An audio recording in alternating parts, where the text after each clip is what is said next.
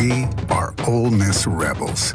As Mississippi's flagship university, we dig deeper, see farther, work harder. We pioneered human organ transplants. We helped prove Einstein's theory of gravitational waves.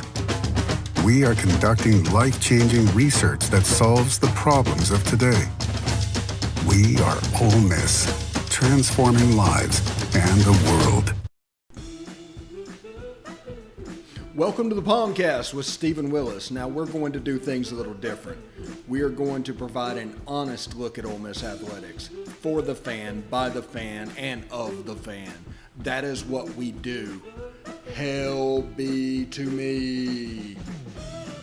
I'm just kidding. Tune in for some Ole Miss sports news. We're going to give it to you straight. Yeah, right now. The POMcast starts now. It happens now. Holy cow. Listen to me. It's starting. Well, it's going to start right about now. Good morning. Welcome to the POMcast. I'm a little bit under the weather, full disclosure, so it might take a little bit of time to get going. Sorry for any inconvenience, and we're probably going to give you a minute or two back at the end, just because I'm a little bit under the weather. Trying out a little bit of graphics work over there, and as you can see it, so in the comments below, if you like it, let me know. But we're going to be able to do many different things over there, and we're just going to give it a try out for now. That's pretty good. A big weekend for Ole Miss against USC. Both of them, both USC East and USC West. We'll get to that today on the POMcast. Also, Elijah Moore and Royce Newman drafted. Don't know the exact picks, but I think Elijah Moore went in the early second round. Royce Newman went in the fourth round. And Kenny Yeboah was an undrafted free agent. So we have that as well. We're probably going to gloss over that real quick. And let's see, what else is going on? Let's see, we have soccer going to the Sweet 16 after a defeat of Southern California. 8th seeded Southern California. They get 9th seeded Duke Wednesday at noon Eastern, 11 Central, for a chance to go to the Elite Eight and face off against the number one seed, potentially. The game hadn't been played yet, but the number one seed, Florida State. They play an unseeded Penn State. The winner of that game goes to the Elite Eight on that side of the bracket as well. So the Elite Eight is kind of nice to do that. Like I said, I'm a little bit under the weather, so if I have to drink some water, if I cough or something, I'm sorry. I do apologize for that.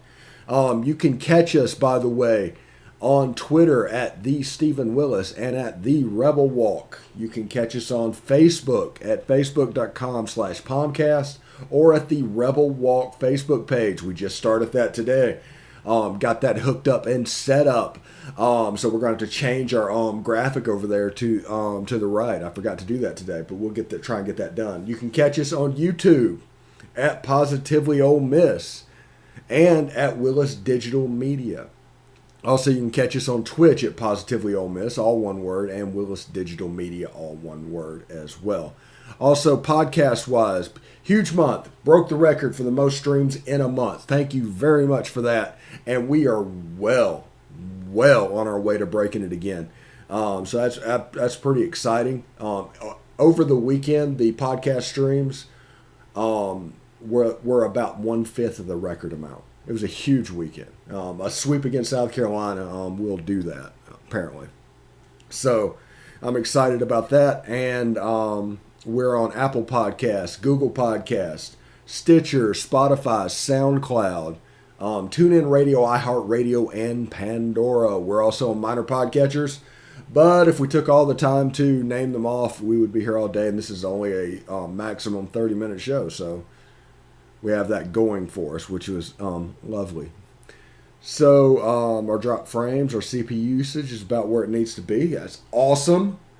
I'm excited. Let's talk a little bit. Now, we talk about getting to the nuts and bolts of the baseball series sweep during our instant reaction show. That's down below. You can catch us. It was with Chris Muller. He did great work. South Carolina was a scary team coming in just because they can hit the long ball, and we are a fastball dominant team.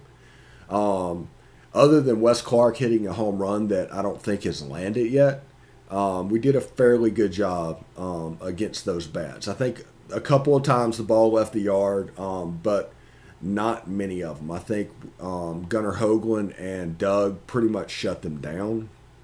And on Sunday, Drew McDaniel hit a little bit of a groove after, the Wes Clark home run earlier in the game that gave South Carolina a 3-0 lead. Ole Miss ended up winning that game, I think 6-4. So doing that provided them the opportunity for space. The pitching was great. The fielding was great. It was pretty much the opposite of the previous weekend. We out hit them, we out pitched them, and we outfielded them, and we ended up winning 3 in a row. That's the story of the baseball series. That's what you can take away from the baseball series, is that we did enough to not just win, but we did enough to win pretty handily. And we have Mike Bianco and Kevin Graham and Jack Doherty to tell us a little bit more. You're right. Real efficient, and also I think a lot had to do with how they're built offensively. They're just really aggressive, but part of doing that is you're right. Real efficient, and also I think a lot had to do with how they're built offensively. They're just really aggressive, but part of doing that is being able to throw it in the strike zone. And one of the things that so not as many strikeouts. Usually, if you're having success, that means you're throwing some pitches early in the strike zone early in the count and getting some outs, and he did that. And it's unfortunate. He's such a great competitor, and that's why you love him. But he gives up a couple runs late there. I guess I'm thinking in the 7th, his last inning, and I know he's frustrated, and it's part of it. It's part of it. They sometimes the balls find holes, but just again, he's been spectacular for us in that second slot, and we call it swing day, where you either win the weekend or you even the weekend back up, and there's not a better swing day pitcher than Doug. No, you're right, and just continues to pitch with confidence, and you've seen it, Chase. A lot of you guys have watched for years, and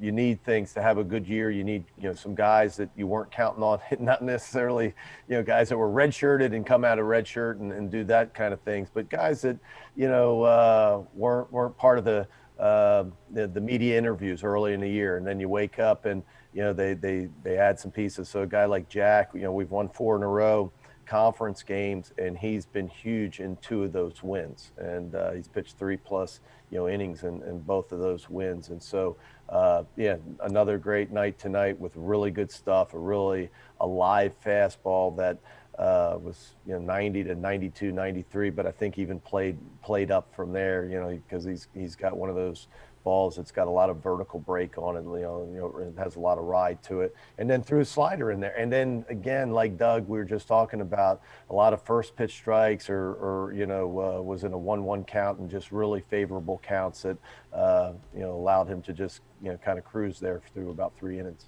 Those two things where the stuff, and when I say stuff, it's fastball, in the fall, probably fair that it was in the upper 80s, touching 90, but in the sim games, every time out doesn't throw a ball under 90, and most of them he's 91 to 94 and touching a 95 or so. So one, the velocity taking off.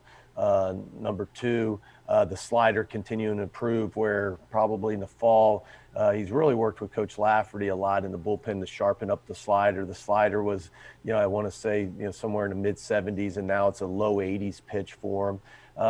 And then the strikes, when you look, if you're going to fill that role of setup guy, middle relief, whatever you want to call it, the guys before Broadway, anybody out of the bullpen usually has got to be able to throw strikes, or you got to be really special, So you got to be able to strike out guys, and when you got the guys that you walked on base, and he's been terrific. And so that's why when we got to that point, we said, he's as good as anybody that we're running out there. It's unfortunate that he's not able to pitch, And we contemplated it for weeks. But then all of a sudden we decided we'll do it. And one of the neat things, and I said this on the radio with Brad because he's coach, one of the neat things, as a coach, there's opportunities out there for certain guys when they get pinch hit at bat, or they get a start, or they get a couple starts, or they're in a few games. Same with the pitchers.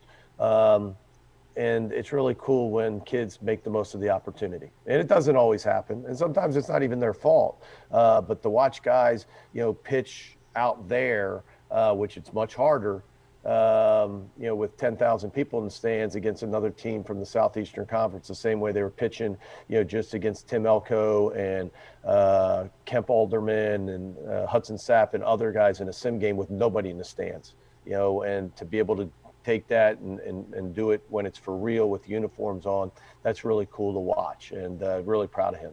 No. I feel super comfortable out there, and I'd say locating my fastball is going to be my best weapon, just because with a defense like that behind me, it's not too hard to go out there, throw strikes, let them hit it, and let my defense work. Yeah, we've played well even in those series that we lost. We just haven't been able to put a full weekend together. So it was great to see us come out and compete and really play like we can and will continue to play for 3 games straight there. That was fun. Oh, that's huge. Just another arm we can come in big spots like he did today. But, super proud of him. When he got told he was redshirted, he didn't let that get him down. Continued to work really hard, and he's really improved. And now he's one of our guys, and I'm super proud of him. Yes.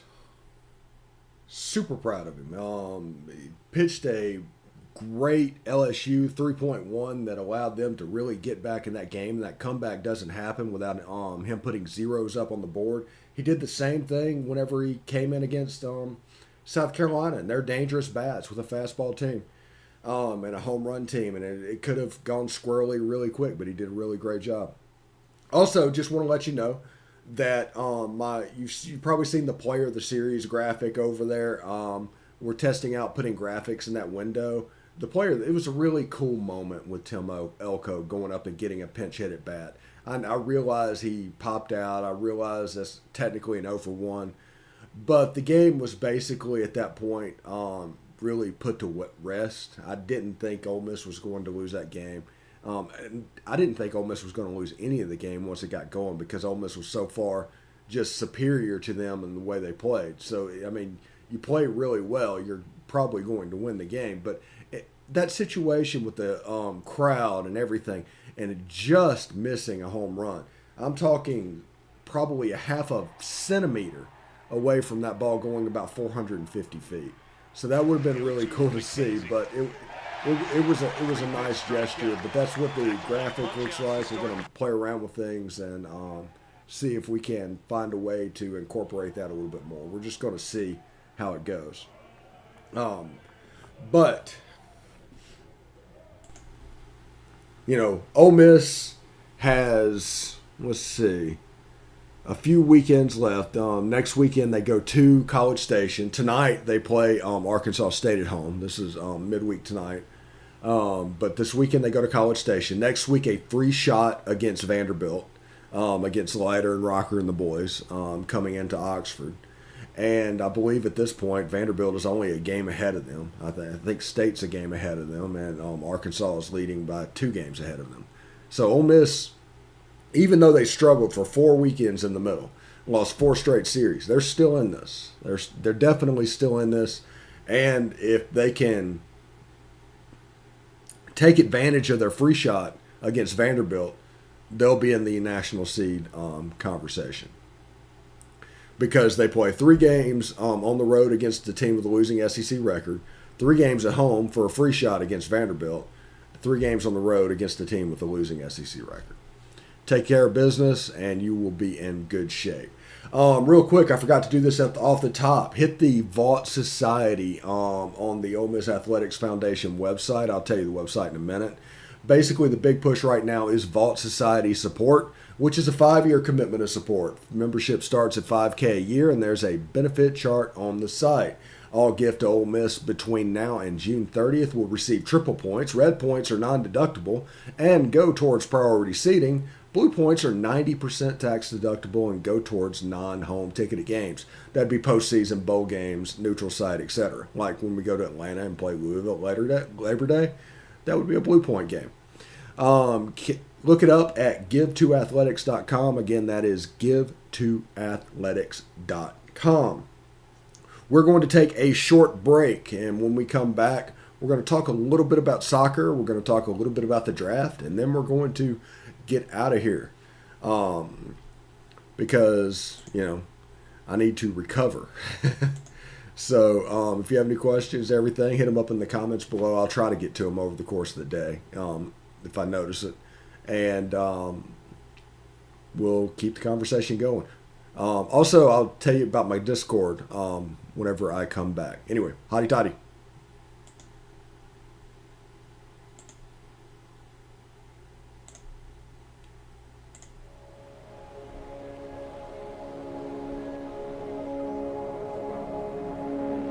Only 10% of us get enough daily exercise.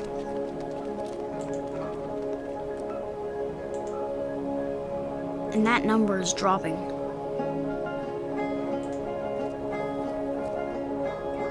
Nearly 30% of us are overweight or obese. We spend 6 hours a day in front of a screen. As a result, we now have a shorter life expectancy than our parents. But give us the right start in sports, and we'll never stop. Learn how at active4life.ca. Hey, this is Stephen Willis from Positively Ole Miss. We're almost done with this break. We'll be back with good information quite soon. The military has been in every generation of my family, and so has VA. It wasn't easy for my dad after Vietnam, but VA helped him and my mom get the home they'd always wanted. My grandpa's been coming to VA since World War II. They even helped him lay to rest one of his battle buddies from Normandy. And me, I followed in their footsteps and served with pride. And now that I'm out of the military, the GI Bill's helping me with school. Every generation of my family has served, and VA has served us all. All right, welcome back to the POMcast, right here on Positively Ole Miss, and you can catch us on the Rebel Walk on Facebook and Twitter as well. So thank you very much for doing that. Thank you very much for listening to the podcast and growing that number. That's just an astronomical climb, and I'm very, very impressed. I really am, and humbled. The Ole Miss Rebel soccer team is in the NCAA tournament. They're in the Sweet 16 because a shootout win over Southern California in the round of 32. 4-3, they were down to 2-0 early, and came back and fought back in the game, and I think they got back in it. Won in the shootout with their, I believe, the goalkeeper of the year plays for Ole Miss in the SEC. So that is serving them well. It's always good to have a hot goalkeeper, and that can take you quite far in the NCAA tournament. Wednesday, that'd be 5-5. That'd be Cinco de Mayo. At noon Eastern, 11 Central, you can catch the Ole Miss Duke game from Cary, North Carolina. Now, it's basically a home game for Duke because Cary is right there around the Raleigh corridor, so you're looking at probably a 45-minute trip to Durham, North Carolina. So it's going to be a hard task for the Ole Miss soccer team, but this is a lower seed than the one they just beat. They should be able to handle it, and I like where they are positioned, and they seem to not have any quit. If they win this game, most likely number 1 Florida State awaits in the round of 8. So after this, you get your real free shot. So number 1 right there with the Final Four of the College Cup on the line. So it's a pretty big moment for Matt Mott and his girls. So it's pretty cool. In the draft, Elijah Moore went to the New York Jets. Royce Newman went to the Green Bay Packers, and Kenny Yeboah went to the New York Jets. And it's kind of a cool story. Sorry about that. Whenever those guys are coming up, as prolific as the offense was last season, it was kind of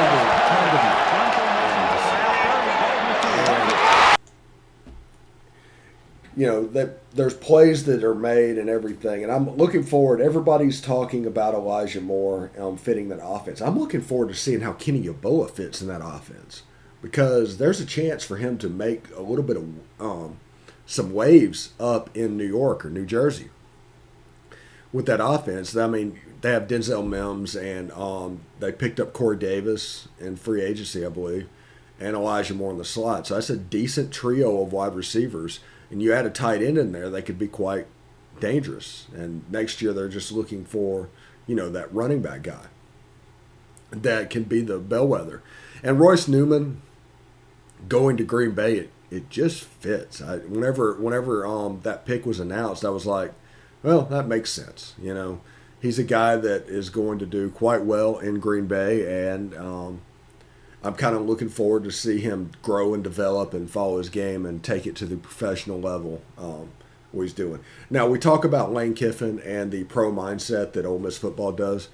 It should help with this transition that they're about to do. Ole Miss is really big into pro mindset, and that is just, to get them to the next level and get them to the next level prepared. They'll find out how prepared they are, come back and report back, and it'll grow the culture within Ole Miss football as well.